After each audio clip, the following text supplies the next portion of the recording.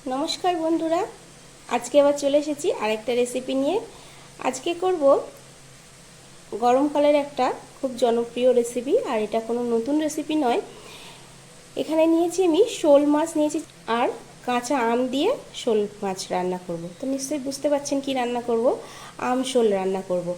आम शोल एकदम कम उपकरण दिए चटजलदी बानानो हये जाय। एखाने एकटा काँचा आम नियेछि, दुटो काँचा लंका, सादा सर्षे और पोस्तदाना और शोल माछटाके आगे थेके आमी नुन हलुद माखिए निएछि।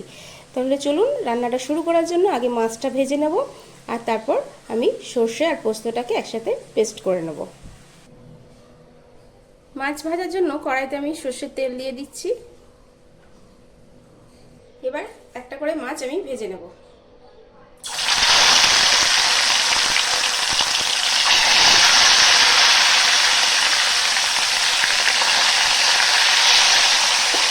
মাছগুলো ভাজা হয়ে গেছে, তুলে নিয়েছি। আরো দুটো মাছ আছে, এটাও ভাজা হয়ে গেছে। এটা এবার আমি নামিয়ে নেব। ওই তেলের মধ্যে আমি একটা শুকনো লঙ্কা ফাটিয়ে দিয়েছি আর 5 ফোড়ন দিয়ে দিলাম। ফোড়নটা সুন্দর গন্ধ আসলেই এর মধ্যে এবার কেটে রাখা আমগুলো আমি দিয়ে দেব। আমটা দিয়ে একটু নাড়াচাড়া করে নেব।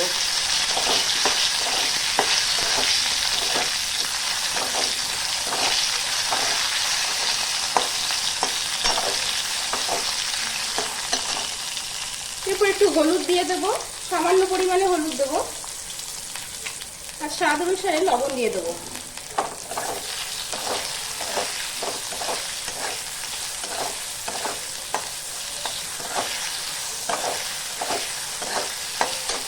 সাদা সরষে আর পোস্ত যেটা বেটে নিয়েছিলাম ওটা দিয়ে দেব।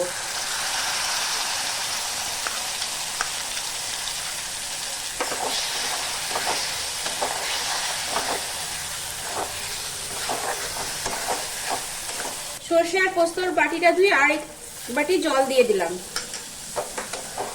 আমশোল করতে খুব বেশি সময় লাগে না, খুব বেশি মশলাও লাগে না, আর এটা খুব ঝোল ঝোলও হবে না। তাই আপনারা যতটা ঝোল পছন্দ করেন সেটা অনুযায়ী আপনারা জল দেবেন। দেখুন ঝোলটা ফুটে উঠেছে। এবার ভেজে রাখা মাছগুলো আমি এর মধ্যে দিয়ে দেবো।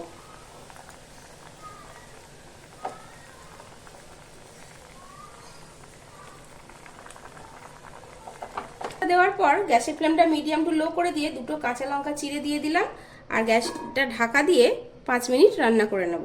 5 মিনিট হয়ে গেছে আর মাছের ঢাকনাটা খুলে দিলাম। দেখুন আমশোল পুরোপুরি রেডি হয়ে গেছে।